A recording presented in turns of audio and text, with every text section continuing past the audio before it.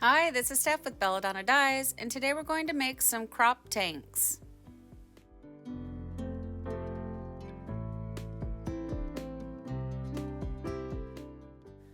This project is going to be a simple, tight scrunch. So you want to scrunch everything up nice and tight, secure it with some rubber bands.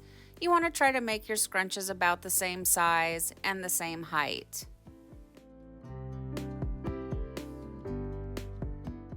I'm using my second favorite rubber bands to secure this, but any rubber bands that you have will work. I just like these rubber bands a lot. I do have a link for them down below in the description box, along with everything else that I use for tie-dye, so make sure that you check that out. So you want the rubber bands to be nice and tight, but you don't want them to be overly tight because it will cause your project to fold up, to taco up. But you also don't want them too loose because you want it to hold your tight little scrunches in place.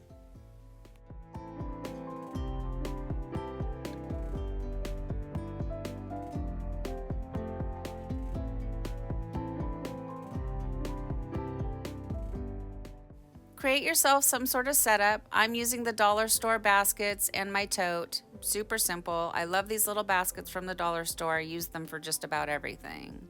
Now it's time for the fun part. We get to add the dye. So you just want to sprinkle some dye all over your project. This is the dye under ice method, so that's abbreviated DUI. If you see DOI, that's dye over ice. So I'm just going to sprinkle some colors all over the project. And then once I get the first layer down, I'm going to go back in and add a little more of each color just to really beef things up.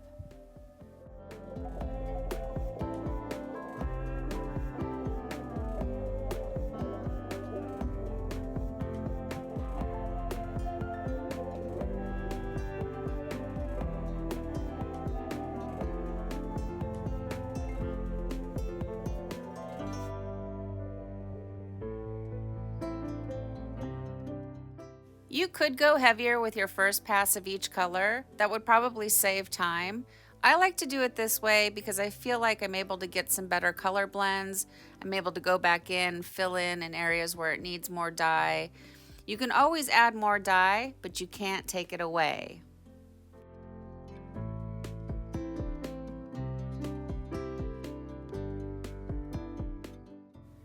Next, give the project a quick little sprinkle of soda ash for good measure. I'm going to be adding quite a bit of ice to this, so I want to make sure that the pH stays up around 10.5 to 11. Now, I like to add enough ice to where I fill up my silicone cake molds, but if you don't have the cake molds, that's okay. You could just fill up the entire basket full of ice. I'm trying to help my ice machine not have to work as hard. I do have a link for these down below in the description box like I'd mentioned earlier with everything else that I use. I love these silicone cake molds.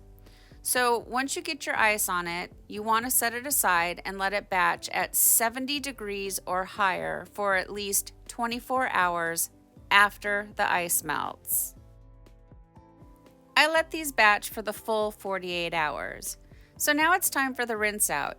You want to start by using cold water. That's going to rinse away any soda ash that might still be reacting within the fabric, and then increase your water up to hot and rinse until the water runs pretty much clear.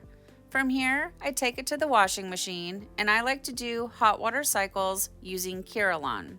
Curolon is a professional textile detergent. And then I like to do a final hot water cycle using Milsoft. Milsoft is a professional fabric softener, and I get both Curolon and Milsoft from Dharma Trading Company. Then I'll put it in the dryer, and I'll iron it if it needs it. These typically don't need it, but if they do, just give them a quick iron, and then we'll come back and we'll see the results.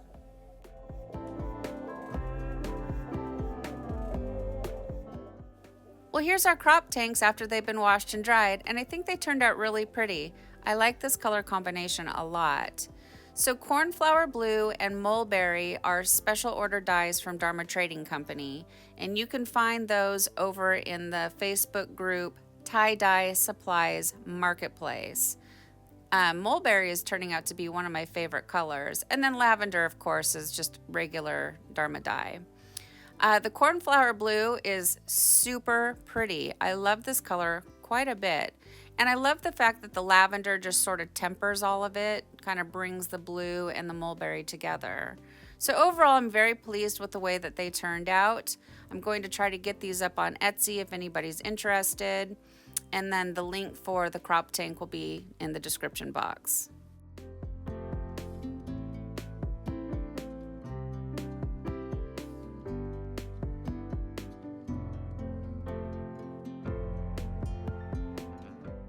So what do you guys think? Please leave me some comments down below.